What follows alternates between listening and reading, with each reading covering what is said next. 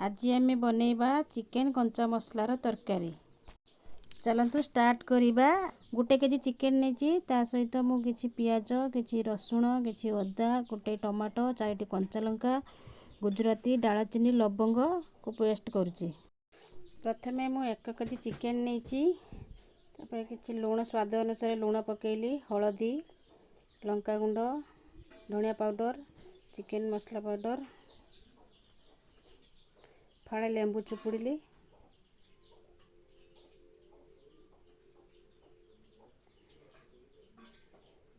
25 ग्राम सोरिष तेल नेली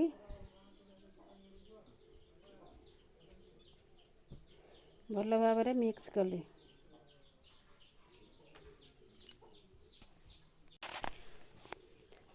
अदा रसुण पियाज खंड मसला कंचा लंका टमाटो पेस्ट पकेकी मिक्स कली 15 मिनिट पाई ढांकी रखिले। कड़ाई रे मु 100 ग्राम सोरिष तेल पकेइली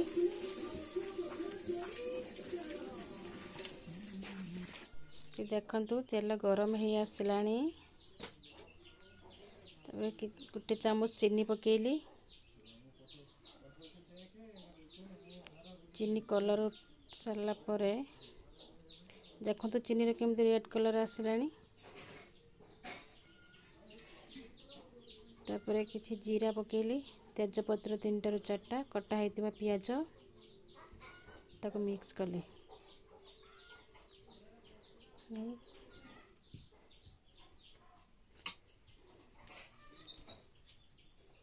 पियाज रो टिके लूण पकेइली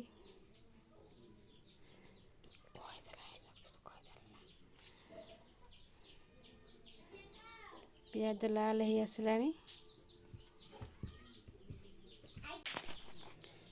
देखंतु पियाज लाल हो आसलानी 15 मिनिट रे जो मांसटा ढांकी रखी ताकू एबे तेल सहित पकेइली भल भाव मिक्स करदेली। देखंतु भल भाव मिक्स हो गला तापर ढांकुड़ी देली। 2टा बड़ साइज रे आलू को मु काटिकी रखी ताकू मध्य पकेदेली पके मिक्स करदेली भल भाव। देखंतु भल भाव मिक्स हो गला आलू सहित मांस।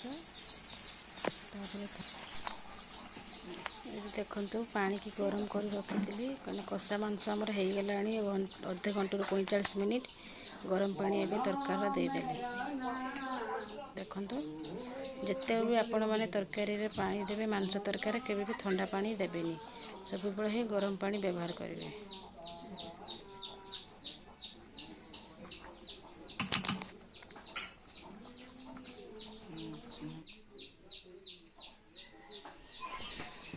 देखंतु तरकारी आमर हो आसलानी भल भाव। बर्तमान तरकारी को गरम मसला पकेकी ओल्हे। बर्तमान देखंतु तरकारी प्रस्तुत हो गला। आपण माने खातु घरे बनईकी खाइके कमेंट बॉक्स रे कमेंट मते करंतु केमिति तरकारी हेची कंचा मसला रे चिकेन तरकारी।